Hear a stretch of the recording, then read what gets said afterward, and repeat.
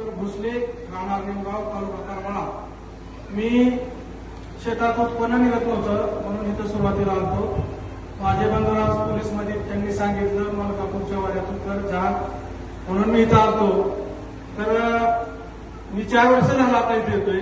Lockdown झाल्यानंतर मला 14 लाखाचं उत्पन्न निघलं माझ्या शेतात. लाख रुपयाचं उत्पन्न निघत नव्हतं. 15 एकर शेती होती, 10 एकर माझी पाण्यात गेली, 25 एकर शेती होती वडिलांना, तर 1 लाख रुपये उत्पन्न निघत नव्हतं. गेल्या वर्षी 14 लाखाला ऊस झाला, ह्या वर्षी मला 22 लाखाची केळी झाली. 5 एकरात ना टाळ्यांच्या गजरामध्ये स्वागत करूया. हिचा असा रिझल्ट आहे. फक्त भक्ती ठेवली पाहिजे, श्रद्धा पाहिजे आपली महाराजांवर, दत्त महाराजांवर. तुम्ही आता नियुक्त कसं बी यायचं म्हणे येऊ नका. आपल्याला जायचं तर भक्तिभावाने तुम्ही इथं या. 100% तुमचं सोनं झाल्याशिवाय राहणार नाही. टाळ्यांच्या गजरामध्ये स्वागत करूया. आणि इथं आल्यानंतर माझा दुसरा अनुभव, मी राष्ट्रवादीचा उपतालुका अध्यक्षपद मला मिळालंय. ती मी काय मोठेपणानं सांगायला आलेलो नाही.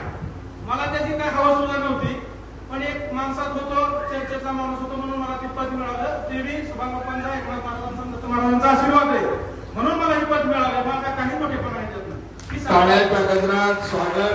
धन्यवाद.